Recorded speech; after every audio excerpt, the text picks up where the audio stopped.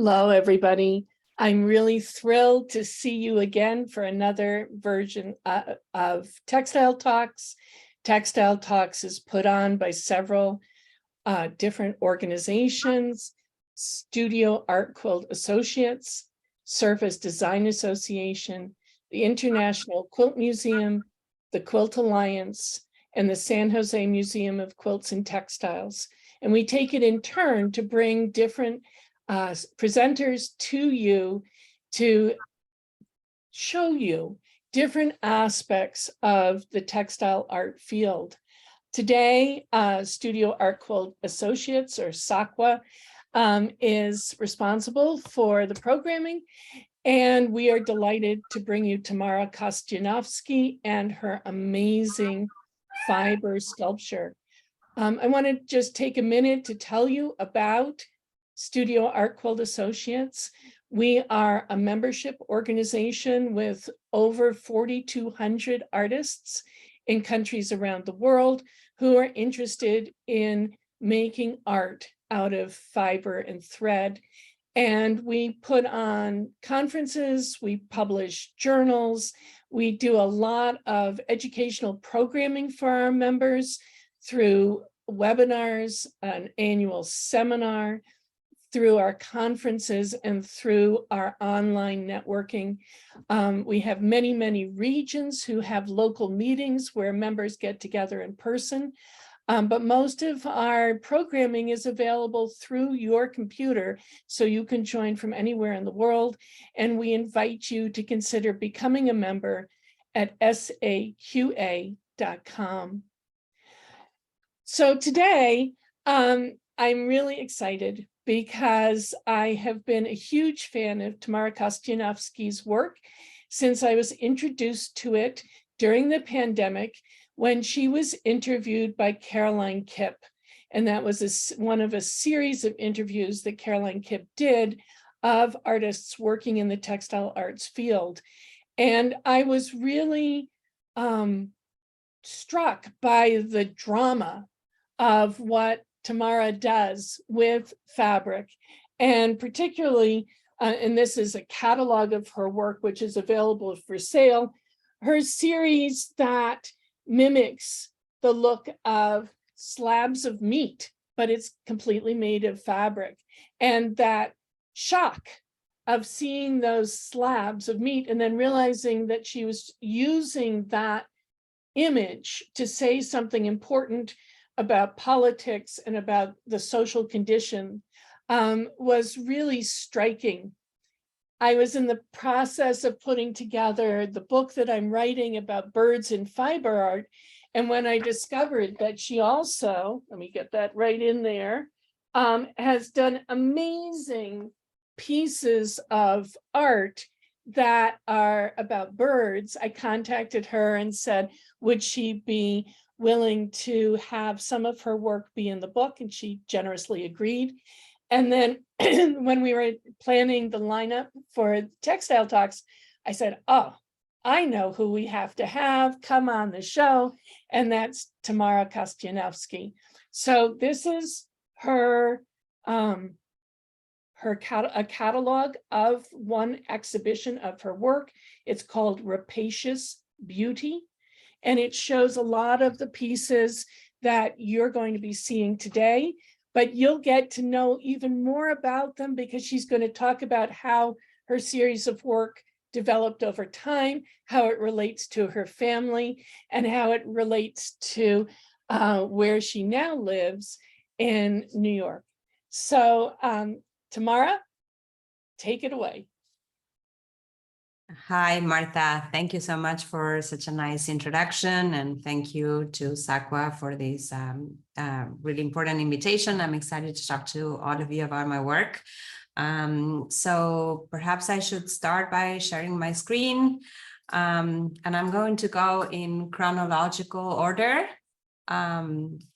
where literally going to be looking at about 15 years of textile work. Here's a photo taken by a friend of myself working in my studio, and you can see the slabs of meat that Martha was just referring to in here, one on my, as I like to call it, surgical table, and two that are hanging in my studio in Brooklyn, New York, where I am based. And I'm, by the way, talking to you from home, and you might see a surprise appearance by my cat, Fred, who seems to be very eager to participate as well.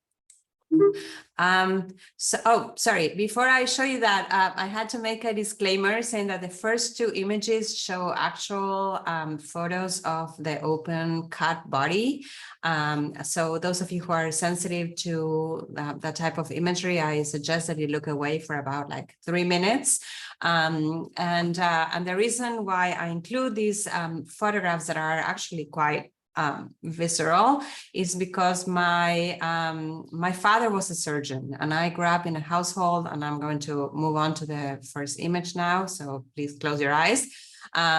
So my father was a surgeon. He did some cosmetic surgery, and he specialized in grafting techniques. So what you see on the image on the left is like lip reconstruction, and these are images taken from like the 80s and late 70s, and on the right is like a grafting technique for somebody who had been bed stricken for a long time. So I grew up in a household in which these images were ubiquitous. They circulated at the lunch table. They weren't really anything like that we had like extra care about. It was almost kind of like normal.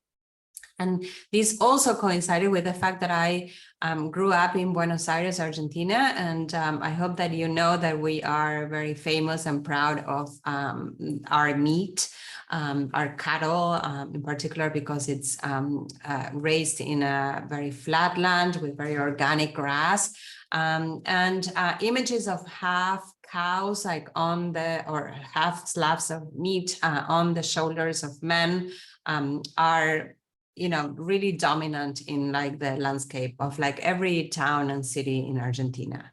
I think that today people are a lot less obsessed with meat, but when I was growing up in the 70s, this was definitely what was on the menu pretty much in each household every day. So with that background, I am now showing you an image of a textile work that I did. This was exhibited at Black and White Gallery, a gallery that has since closed. It's in Chelsea, in New York in 2008. And these are life-size images, sculptures of meat made out of my own clothing. And interestingly enough, I kind of like became a textile artist, like not coming from like the world of craft and other things that you would expect, but more so because like I saw my father like suturing skin, and I kind of like made that connection between like skin and fabric as if it was like a similar material. And also in the first few months of moving to the States, where I came to study art, I shrunk all my clothes in the dryer, in like an anecdote that, you know, it's funny now, it wasn't at the time. I had brought a lot of sweaters in fear of the winters of the East Coast. And I put them in the dryer for hours without really knowing that that was not what you were supposed to do. So I had a few bags of freshly cleaned woolens that no longer fitted. And so I started incorporating them into like my art. As time went on, it took me a while to get a hang of the dryers, but like there was something about putting my own clothing in the work that made it so that it was almost like a surrogate material for my own body. So by putting my body in the work, I was, by putting the clothing in the work, I was sort of like putting my body in it without directly performing, without directly appearing in front of the camera as some of the other feminist artists that had inspired me. But there was like a very strong presence. Also, clothing gave me the opportunity to like give, kind of like almost like a chance to materials that would end up in the landfill. It became somewhat of an anti-consumer statement. And you're looking at here at two sculptures. It's actually the same sculpture, two views of a piece that I call Venus. And you can hopefully see in there that there's a lot of transparency and there's like colors that sort of denote this idea of femininity in combination with images that were very visceral. And that was something that attracted me all along. The series continued for a long time. There was something for me that was interesting about making them in large numbers. One thing was to have one sculpture of this sort, like hanging in a gallery space, but there was something more potent that had to do with several pieces. I also wanted to, you know, as a means to contextualize the work, to mention that I grew up in, as I said, in Argentina in the 1970s. This is the time of like the disappeared. It was a military dictatorship. It was a political time that was very unfortunate for the country. A lot of people, quote unquote, disappeared. And there was something about these bodies that were never found. And this idea of like state-sponsored criminality that somehow for me came full circle with making these sculptures. It was almost as if I was like making an offering of these bodies back. And these were, you know, bodies, I mean, to me, they were human bodies, although they look animal because they were made with clothing. So the connection of the material kind of bridged that gap for me. I put a lot of emphasis on the hooks that you see in there. Sometimes I have them fabricated. Sometimes I purchase these already existing hooks. Yeah, there's kind of a lot of that, but I'm very interested in contrasting this idea of what in our field is called soft sculpture, which is a term that I am not very happy with, together with these very strong hardware. The bone in my piece, in my pieces, and the sort of the gristle is all made out of fabric, and I use a lot of photographic references for the work, and I try to mimic them. I usually make a structure for this piece out of chicken wire and wood, and then I cover them in fabric. So there's a lot of detail work to create a sense of realism in the works. This larger piece in here is, it's called Map of Truth, and it's a pretty large, I think it's like about 5 feet tall, 7 feet tall work. And I did this like reusing all the clothes that I was no longer wearing. So it wasn't just the clothes that were shrunk in the dryer. It was also clothes that I stopped wearing for different reasons, and that I started accumulating as art supplies. Over time, this accumulation of textiles had something to do for me with sort of this idea of consumption and what do we do with the items that we no longer want. And as time went on, of course, like the idea of textile pollution became central to my work as well. But in here, I put all these, like, I collaged these articles of clothing together to create these like large life-size cow skin, and I embroidered a map onto it, somehow bringing into question whether our sense of belonging to a place is imprinted on our skin. And you have to remember that I am an immigrant artist, so this idea of place and belonging has always been like central to my work. From the series of meets, sorry, like somehow. I'm trying to go back there. From the series of meets, this would be like the piece that kind of like culminated the series in terms of size. This was a sculpture that was commissioned for Socrates Sculpture Park in New York. And I made a life-size whale that appeared to be in the process of being butchered. This sculpture park is right next to the river, so there was something really fitting about it. And I made it using wood and plywood 2x4s, like mesh, metal mesh, and it's vinyl in there for the most part. So you can see that, you know, there's a softness to the work, and it was built like very strongly, as you see in there. You know, I come into my works, I already told you some of kind of like my thinking and how I come to it. And I always have like a very kind of dramatic, you know, sort of the tango of my land approach to the art making. And I'm drawn to like dramatic themes. However, it was somewhat interesting that the work was not perceived as like dramatic at all. It was like seen as like a very fun jungle gym. There were on average 100 little children jumping on it during the 6 months that the work was on exhibit at this public park. So it's interesting with public art how the perceptions and the intentions of the artist can differ. I see a question there asking about, and I'm reading very quickly, if I hand stitch my work or if I use a sewing machine. I very rarely use a sewing machine. It's all like hand stitching because it's mostly I almost like sculpt with my hand and with thread. So I have to pull, I have, you know, I'm making something 3-dimensional. Unfortunately, I cannot use the sewing machine very often.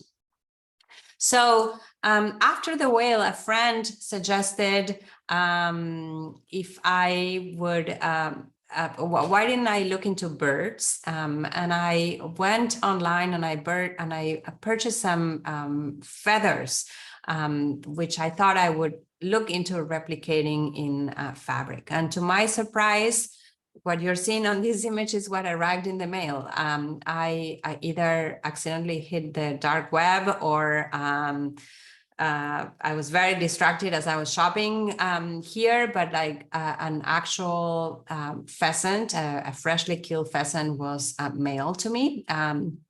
I opened it, it came wrapped in this like insulation that you see that is used for construction. It was one of the most like horrible things that I've seen, and it was on my work table. I was kind of, you know, shocked and smitten at the same time because it was just so beautiful. So I proceeded then to making a series of dead birds, haunted by the image of this bird that I had accidentally killed in the by, you know, clicking a mouse. And this is a series that developed since that time. You see that the series kind of allows me to use different colors and pattern fabrics. I still look into the world of anatomy. It kind of connects to things that have to do with like still life imagery that I'm interested in. And I made like several of these birds over the years. Which, as I mentioned, like grant me a lot of like creative opportunities. These are all like life-size type of birds. And you see an exhibition image here of a show that took place in 2017. And different configurations of the birds and how I exhibited them over the years.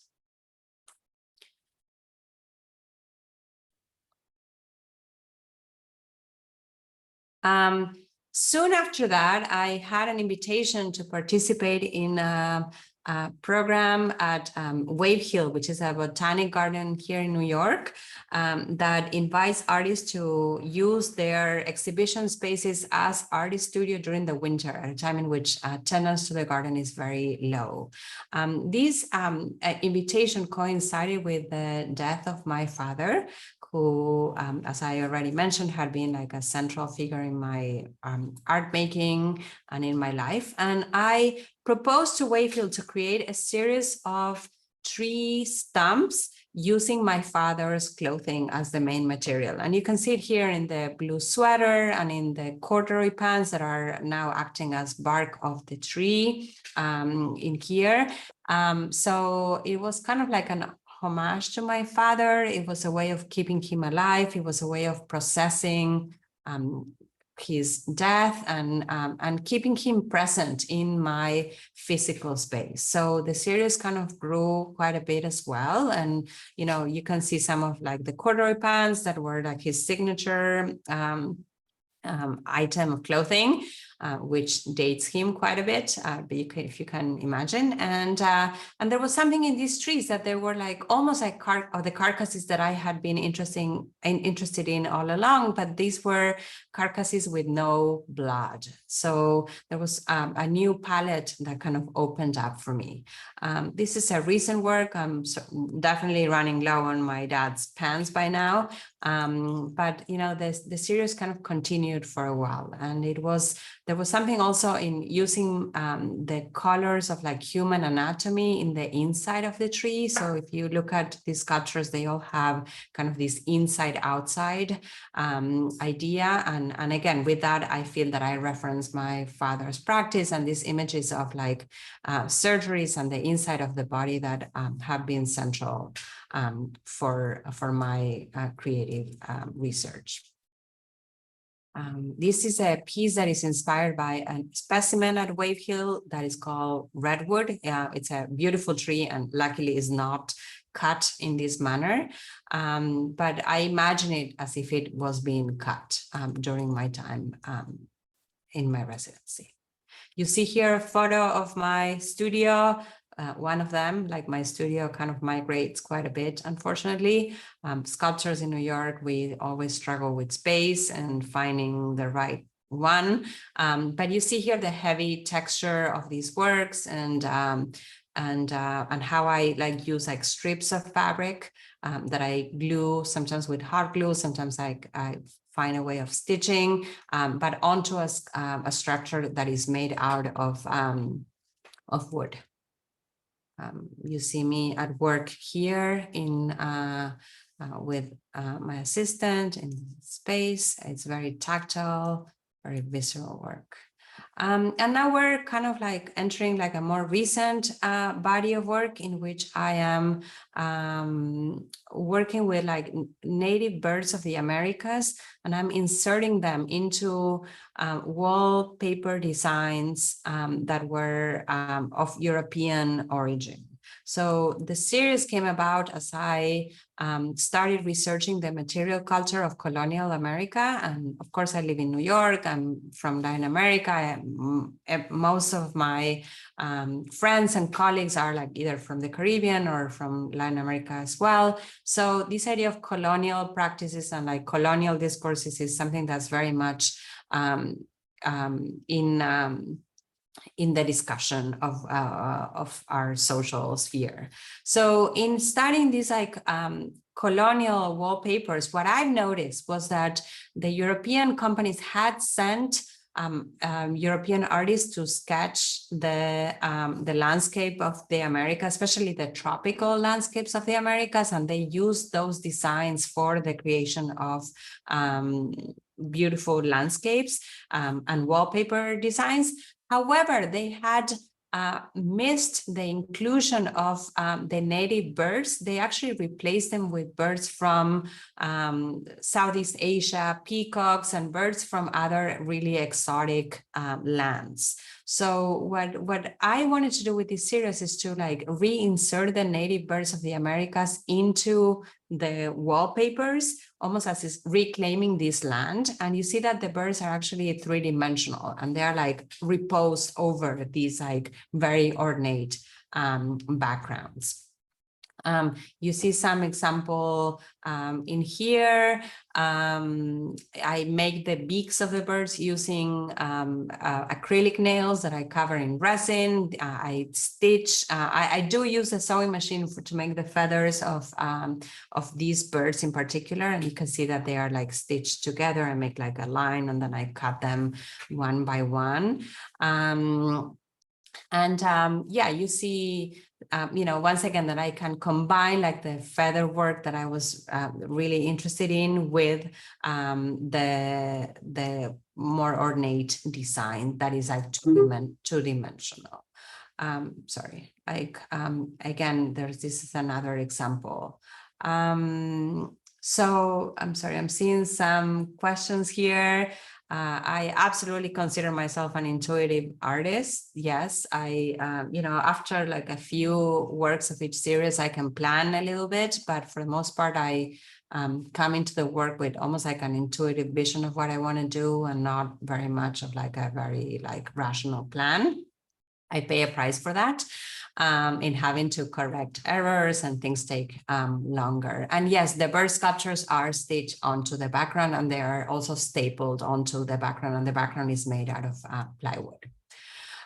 You see a more recent panel piece that I made this summer while I was a resident artist at Yaddo, a beautiful place in upstate New York. And I think that the summery landscape inspired me to create, something with another type of palette. And here you see for the first time in this like type of like textile panels, I included an actual fabric in there with like the green leaves. So that's a printed fabric that I included into the wallpaper designs. You see, I hope here like a detail of the bird. And I actually introduced some real bird feathers into this piece. But you see the nails that I was mentioning earlier, like the detail in like the cutting every feather, like working with the tonality and the lines of like fabric that make up the background. This is one of the most recent one of these like larger panels, and they're like three-dimensional, but they sit on the wall. You see that here I'm trying to break up a little bit the picture plane. Sometimes as a sculptor, it gets on my nerves how rectangular things can be, and the regularity of like the quote unquote painting gets on my nerves. So I try to break it with almost as creating like a scene in which vines and other vegetation is sort of like destroying or eating up like the rectangular nature of the picture plane. You see a detail in there as well. Another example of like recent panels that you see in there. And here again, I use like a printed fabric already with the birds on top. And here we get to the image that Martha was so enthusiastic about. Thank you for that, Martha. I appreciate it. These are the 3 hanging carcasses, which it's an interesting time for me because almost a synthesis is happening in which I can bring different bodies of work from and combine them into one work. So these are like life-size carcasses, but what's happening here is that instead of just being content with the carcasses and their anatomy, I'm thinking of the carcasses almost as a place for the growth of new vegetation and new life, almost bringing into the question if we could like think of the carcass and these scenes of carnage that somehow I grew up around and sadly we see all around us, if they can be turned into like receptacles for like new life. So yeah, it's an idea of rebirth. These carcasses are 6-7 feet tall. I usually present them by hanging from a chain, and the chain is usually attached to a motor. The motor is making these pieces spin in place at a very low speed, which adds a kinetic element to it, and that's something that I have appreciated like over the years. I have a good friend who calls this piece the blonde ladies, and I like that. It's actually the title is Heal the World, but yeah, I think I'm gonna switch it to the blonde ladies. This is a recent sculpture from a carcass, and you see the birds reposing on them, and you see some of the wall covering designs in the interior of the piece as well. This is a collaboration that I made with an organization in New York that promotes an ecological message. It's called Arcadia Earth. So I built the sculpture and they mounted it into like a very interesting display with mirror boxes and moss. And it's sort of an idea of like these meats sort of like expanding in visual quantities. It's really striking. This is an installation from an exhibition I made at the museum in Brockton, Massachusetts. The title of the exhibition is sorry, like I'm blanking for a second, but it's all coming back to me. And you see a combination of like the panel works that I told you before with the carcasses and the original meat pieces that are all kind of existing together really well. This is an installation view of like my studio where you see things in progress and you see birds in there, and you see a maquette for an exhibition like on the table. And this is something that that I do for every big show. I try to make a three-dimensional model. I don't know if you can tell in there that inside the maquette we have like scale models of like the actual pieces, so that we see how they will function in space. Which is something that's really important to me to see. For the armature under the structures, I use wood and chicken wire. And my work is on exhibition right now at SAQA Gallery in New York. The exhibition ends on the 19th, so a couple more days to see that. This is a sketch for an exhibition that I did about a year ago in New York at SMAC Mellon, and you see how I like to render like the works in the space. This is crucial to my practice. And although I work, with textiles, like the work is usually very three-dimensional. So it's important to me that I have like a rendering, a visualization of the work in there. This is what the installation ended up looking like. This is a section of it. So we hang all the meat works together from like 3 bars that were suspended from the ceiling, I'm sorry. These are like some of the meat sculptures, as I mentioned, like rotating from a motor. So there was like a kinetic element, and you see some of the panel works in the back. And this is sort of like what the work looked like all together. This is an exhibit that, as I said, like concluded about a year ago, but gave me the opportunity for the first time to exhibit different bodies of work together. So you can see the tree logs, the meats, the rotating carcasses, and the birds and the dead birds all in one space. It was like a 5,000 square feet space. The place was called SMAC Mellon, an organization that has very strongly supported my work as well. And you can see the tree logs like from the other side at SMAC Mellon as well. The exhibit that is up right now at SAQA Gallery in New York, this is an installation view of what things look like. You see the carcass, you see some of the panels, you see some of the tree stumps, and like there's a smaller gallery in which you can see some of the tree logs. Somebody's asking me what's problematic about the term soft sculpture. I think that what I don't like or makes me uncomfortable is the idea that there's an association between femininity and softness, because textiles are usually traditionally considered feminine.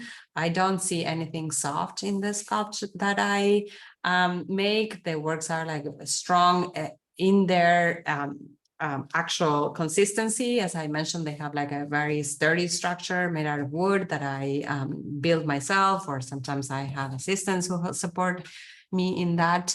And I also don't kind of like the idea that women need to be affiliated with this idea of softness, so that is sort of like what I was referring to.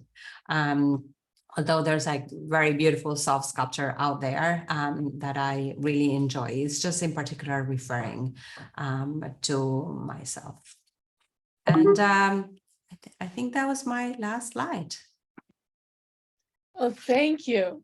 It's, I've now seen this presentation a couple times, and each time I see something new.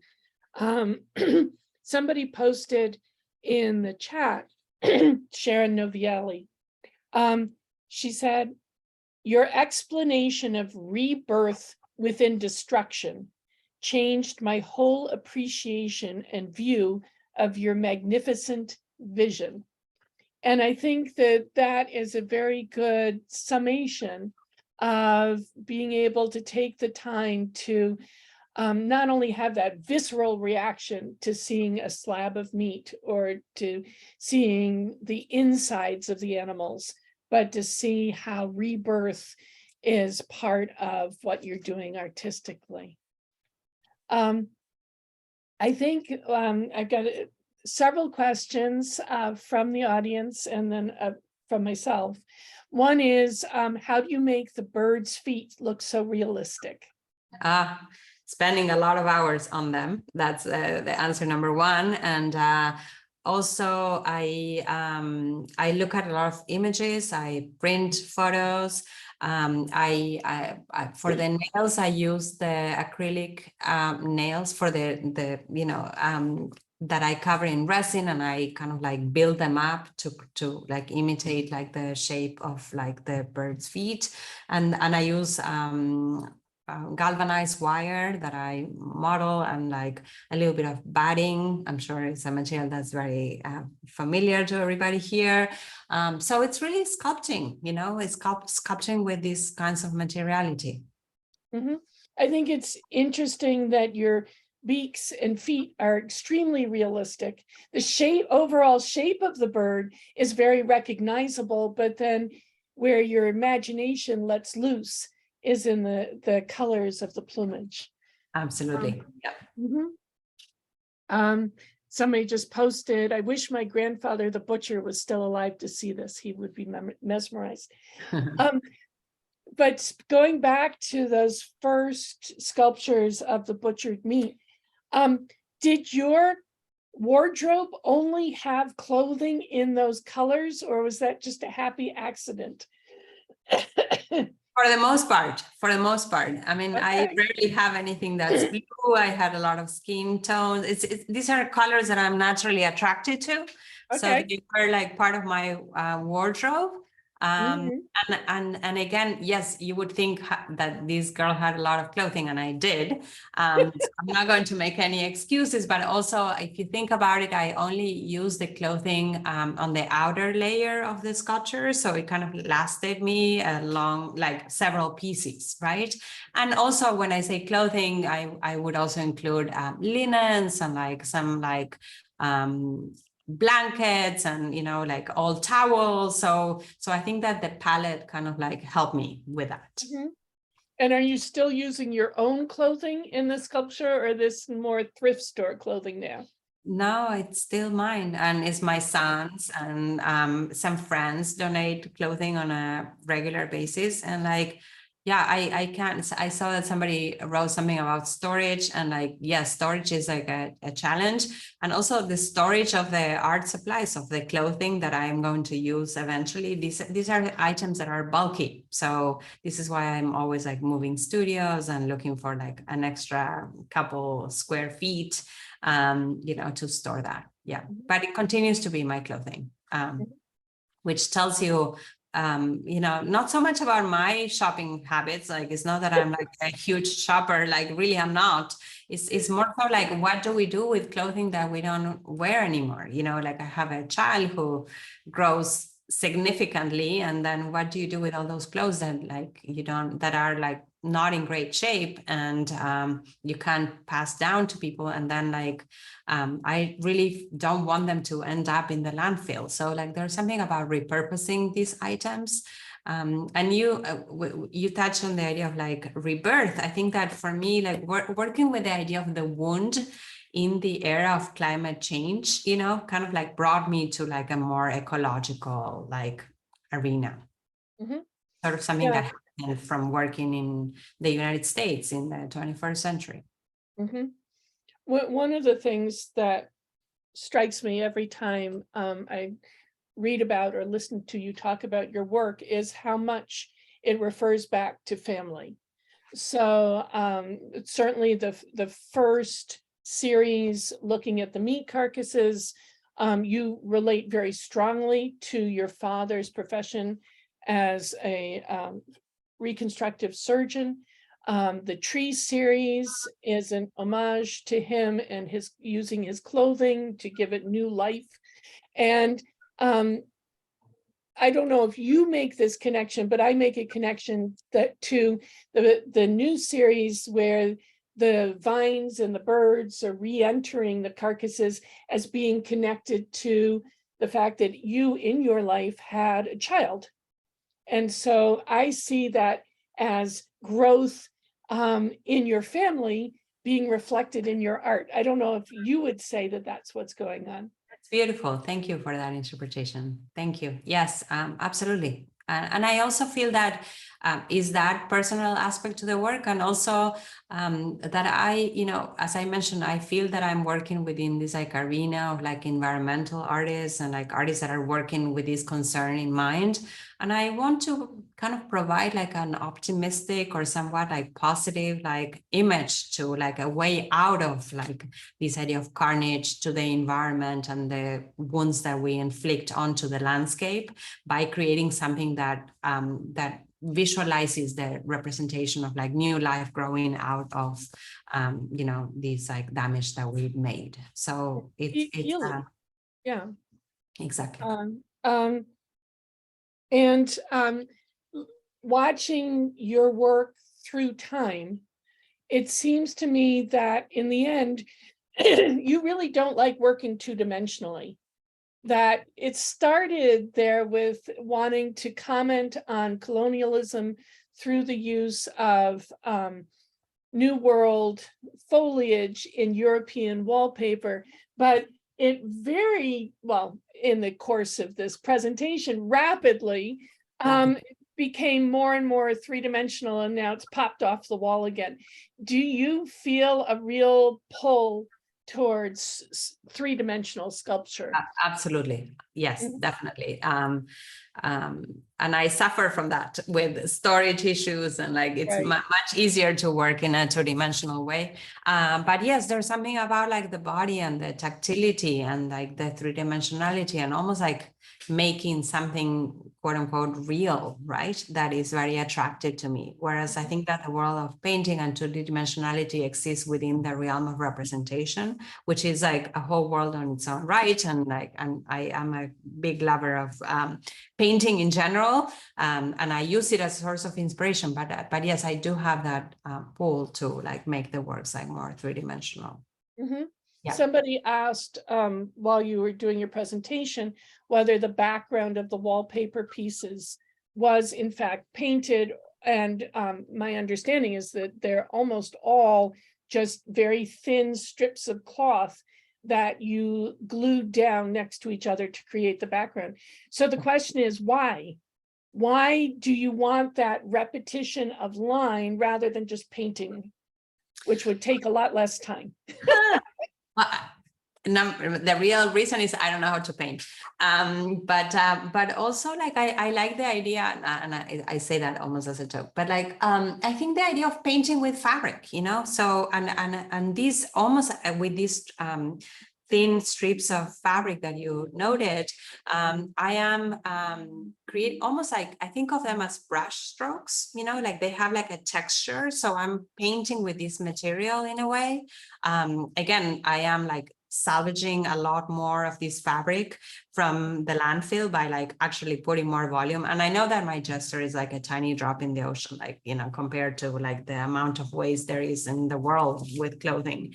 But I can do that. And I give us something more tactile to the surface, and I think that this is true to all art, that there's something to be said about seeing the work in person, but with this tactility quality to the backdrops, it makes it very vivid, I find. Yes. Yeah, I think that that's a common response to why work in fiber rather than paint is that the light bounces off of the fabric in a very different way. So you get a very different kind of surface. There are a number of questions about how heavy are those meat carcasses? How do you ship them? And then, of course, the question that you've already referenced a couple times, which is, where do you put them when they're not on exhibit? So the carcasses are heavy, but not terribly heavy, because as I said, they're made out of chicken wire and wood, and they almost have like a bulky like structure to them, but that is light, and it's just the outer layer that is cloth. So I would say on average they're about, I don't know, 15, 20 pounds, like something like that.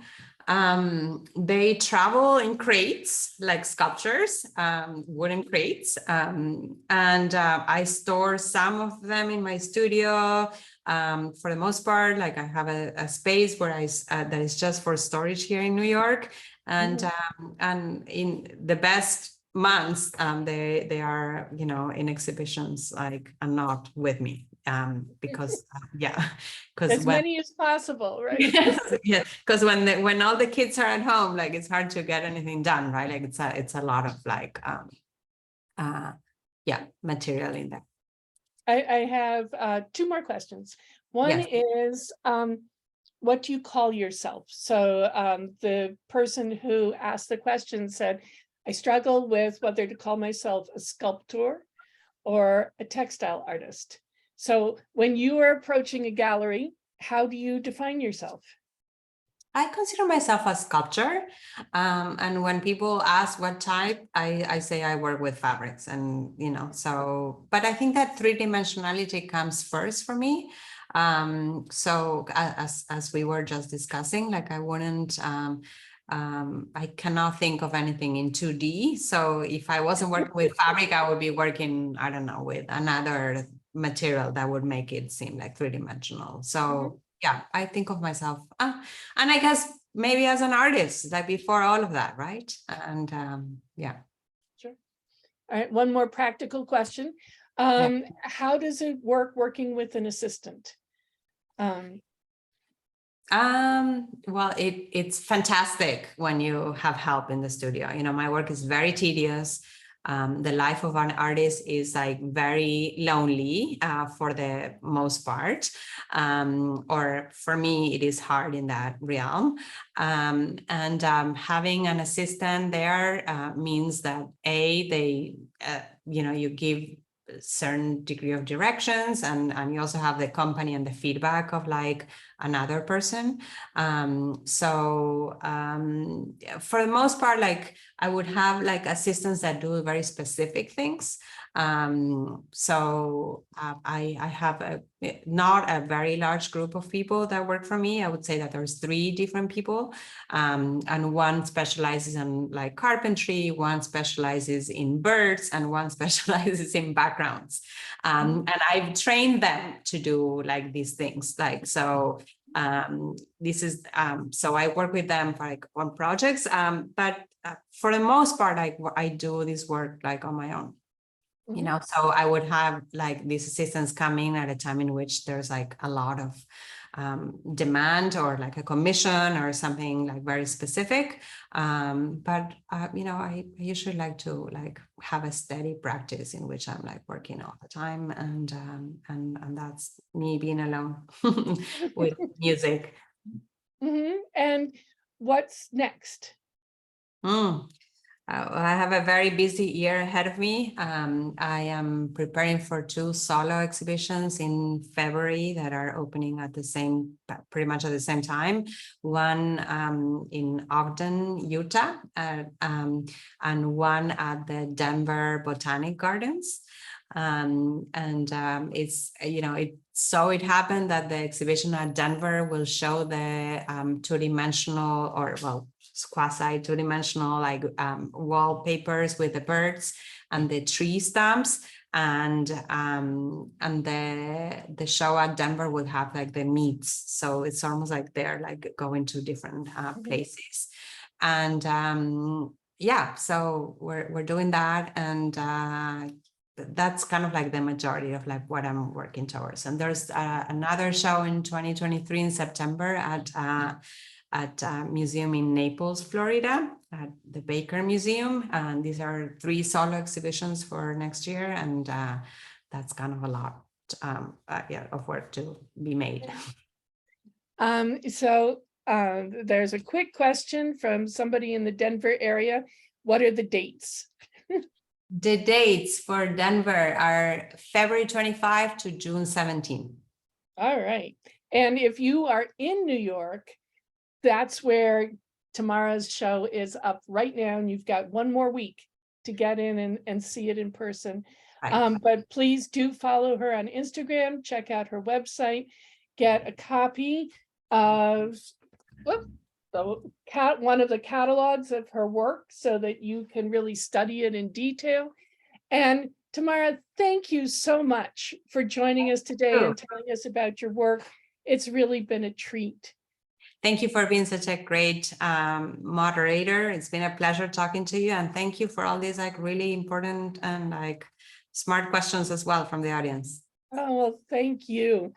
To our audience out there, if you enjoyed watching Textile Talks, please consider making a donation to help offset the costs of putting these talks on. We've had 52 people make donations so far, and that really helps us to make this all possible. I want to invite you back next week when we have a special presentation by Laura Petrovich Cheney, who's going to be talking about her quilts made out of salvaged wood. And we're really looking forward to talking about her process, her inspiration, and more. You can always find out about Textile Talks on SAQA.com/Textile Talks. And you can search for it on YouTube, where the recordings of all of our presentations can be found. They are free to everyone because we want everyone to enjoy all of the incredible work currently being done in textile art. Thank you so much. And if you stay on, there's a thank you to our sponsors.